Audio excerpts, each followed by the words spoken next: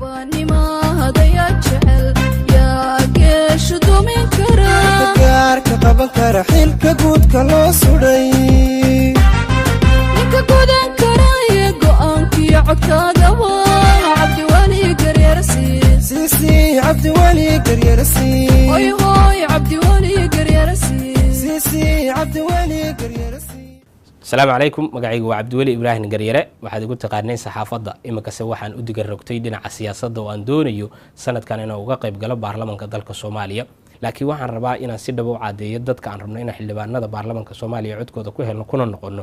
inaan nagula xisaabtamo ama igula xisaabtamo afar qodob qodobka koobaad inaan xooga saari doono nabadgelyada iyo ammaankooda anigoo u mari doona laamaha ammaanka ee dawladda dhexe iyo waliba maamul goboleedyada si loo xaqiijiyo dadkaasi inay ka nabad galaan 26 sano ugu dambeeyay dilalka aanooyinka ay dhibta badan ka soo mareen iyo dilalka xagjirada iyo weerarada argagixisada ku soo qaadaan maadaama xildhibaanku uu yahay mid ka dhabta ay la xisaabtami kara laamaha ku shaqada leh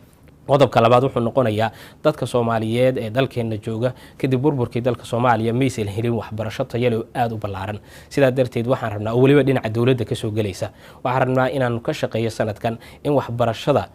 Soomaalida kor loo soo qaado oo waliba la gaarsiiyo ilaa heer degmo iyo heer tuulo iyo heer gobolba taasoo ay ka shaqeyn doonto dawladda Soomaaliya annaga oo xildhibaanada ah na aan gaarsiin doono deegaan kasta oo Soomaaliyeed qodobka saddexaad wuxuu noqonayaa dadkeena waxa halakiyo dhibaato badan ku hayo cudurro sahlan oo wax badan laga qaban karo balse aysan haysan isbitaalada iyo xarumaha caafimaadka ay tagi lahaayeen waxaan ka shaqeyn doonaa sidii xarumaha caafimaadka loo ballaarin lahaa loona gaarsiin karta magaalo kasta iyo degmo kasta iyo tuulo kasta shacbiga Soomaaliyeedna ugu diirsadaan qodobka ugu dambeeya waxay noqonaysaa shacbiga Soomaaliyeed xildhibaanada markay doortaan iyo ilaa iyo maalintii ka degayaan 4 sano xiriir ma laha sida darteed waxaan ballan qaadayaa inaan furan doono xafiis u gaar ah dhageysiga iyo ka warqabka shacbiga Soomaaliyeed ee iyagu doonaya inay dawladda gaarsiiyaan fariimahooda dhabta ah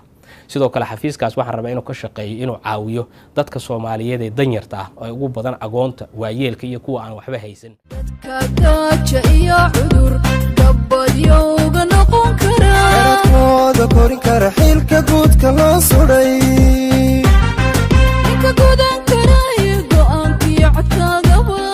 عبد ولي قريرسي سيسي عبد ولي قريرسي هوي هوي عبد ولي قريرسي سيسي عبد ولي قريرسي.